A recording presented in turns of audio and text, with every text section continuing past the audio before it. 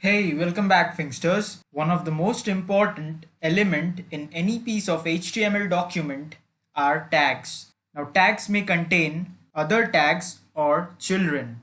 As we discussed before, Beautiful Soup provides different ways to navigate and iterate over a tag and its children. So in this video, we are going to visit each method in details and see how we can navigate over the tags and its children one by one.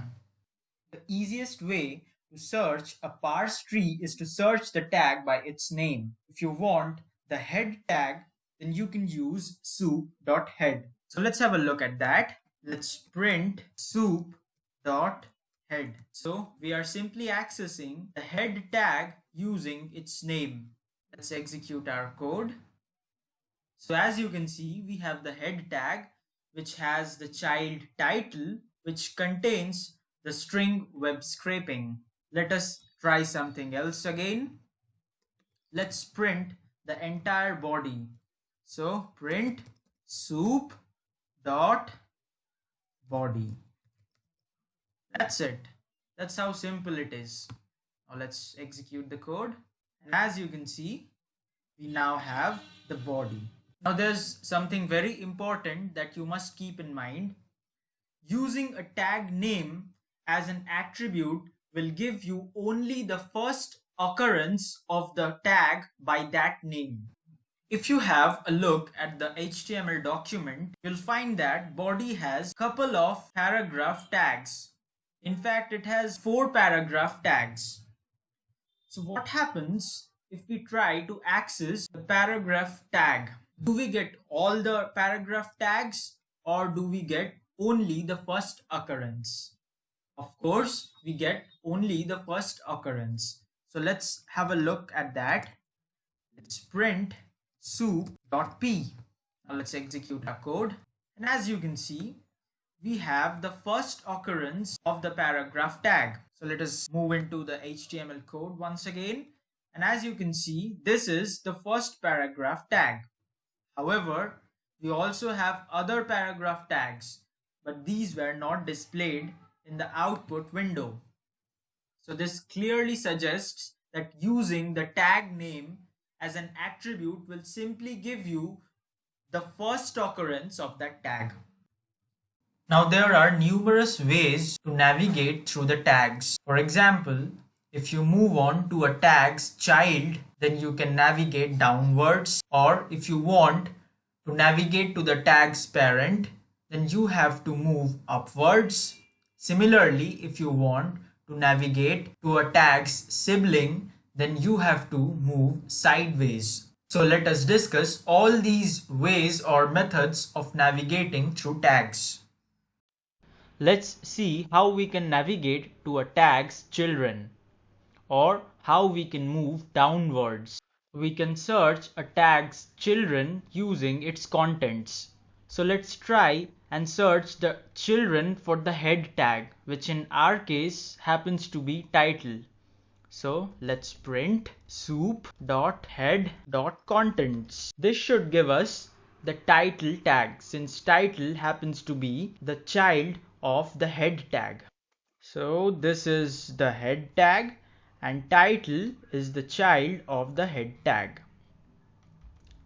Now let's execute our code, and as you can see, title, which is the child of the head tag, has been displayed on the output window. Now please ignore the new line characters because this might not be the case when you are dealing with large websites. However, even if this appears, there's a workaround. You can see that this is a list, so you can access the second element or the title tag, which is the immediate child of the head tag, using its index. So the index happens to be 1 in our case because the 0th index has the new line character. And now let's try and execute our code, and as you can see, we have the desired output. Now if you want to view just the name of the child, then you can use .name and then execute your code, And in this case, instead of the entire tag along with the string, you'll only get the name of the tag, which is the child of the head tag. Now let's have a look at another example. Let's try and check the child of the body tag. Let's execute our code now. And as you can see, h1 is the first child of the body tag. Now the BeautifulSoup object itself has children. That means the HTML tag is the child of the BeautifulSoup object. So let's have a look at that. Soup is our BeautifulSoup object, and then we try to access the child of this BeautifulSoup object. Now let's execute our code, and as you can see, HTML is the child of the BeautifulSoup object. Now we saw that dot contents will return us the list of children of a particular tag. However, instead of getting them as a list, you can also use the dotchildren generator to access the tag's children. So let us have a look at that. We're now going to use the dotchildren generator. Let me comment this out. Now in order to use this generator, we need a for loop. So for child in soup.body.children, and then we do not want to print the new line characters. So if child is not equal to the new line character, let's print the child dot name in that case. So we are using the dotchildren generator in a for loop to iterate over the body tag's children and then print the name of each child one by one. Now let's execute our code. As you can see, h1, p, img and hr are all children of our body tag. So let's cross check that with our HTML code. This is the body tag, and yes, h1, p, image and hr, and then finally another paragraph. Yeah, that's pretty similar. And so we have successfully derived each child for the body tag. Now that brings us to another important concept known as descendants. So what are descendants? Descendants are quite similar to the dotchildren generator. This means that descendants also print the children of a given tag. However, there is a subtle difference between the two. Descendants attribute allows you to iterate over all the children of a given tag, including its direct children and the children of its direct children. So now this might sound a little confusing. So let us move into our HTML code and let's have a look at what do I mean when I say direct children and children of the direct children. So let us consider the head tag. The direct child of the head tag is title, and the child of this title tag is the string web scraping. So what this essentially means is the head tag has only one child, but it has two descendants, the title tag and the title tag's child. Now let's further clarify things. Consider the following piece of code on the screen. We have a variable children, and inside it we store all the children of the head tag within a list. Similarly, we have another variable by the name descendant, and within this variable we are storing all the children of the head tag by using the descendants generator. So within the children variable, we are storing the children or the direct children of the head tag using the children generator, while in the descendant variable, we are storing all the children of the head tag using the descendants generator.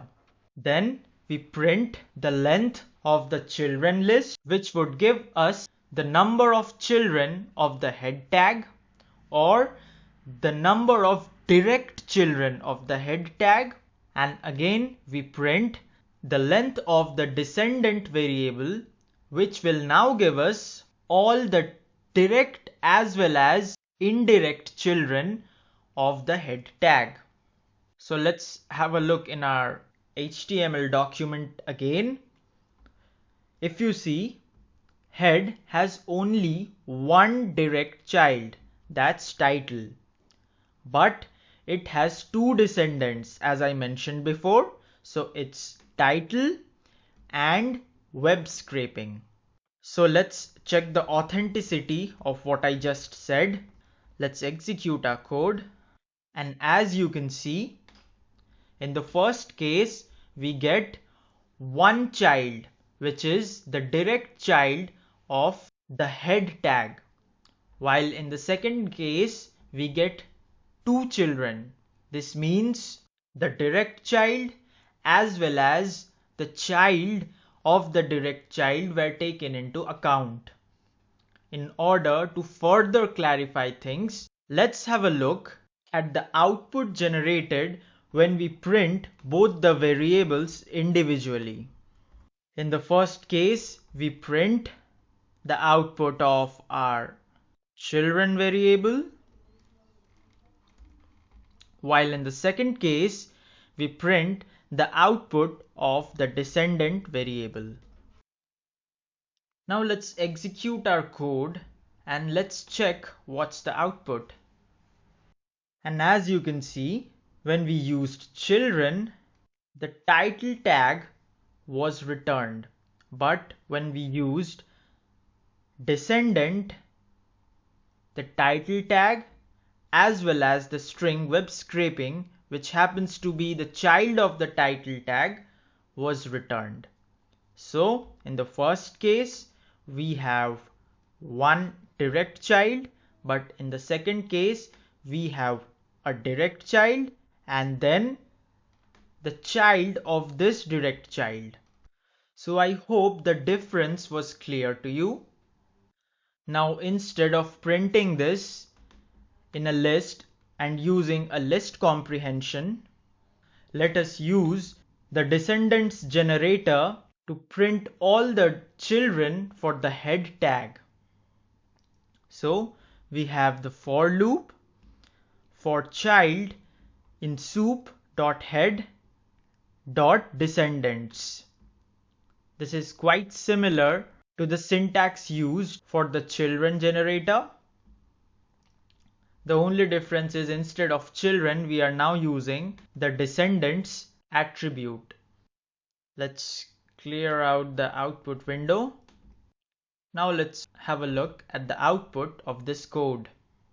And as you can see, we have title and none as the output. Now none has been displayed on the output window because string is not a tag. So instead of using name, let us simply print the child. That will make things more clear for you. Now let's execute our code. And as you can see, the first descendant is the title tag, while the second descendant is the string web scraping, which happens to be the child of the title tag. So title tag is the direct child of head, while web scraping is the indirect child of head.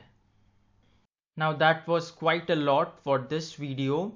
Please join me in the next video where we are going to discuss how we can navigate through the tags in an upward and sideways direction. That is, how we can access the parent tags and the siblings.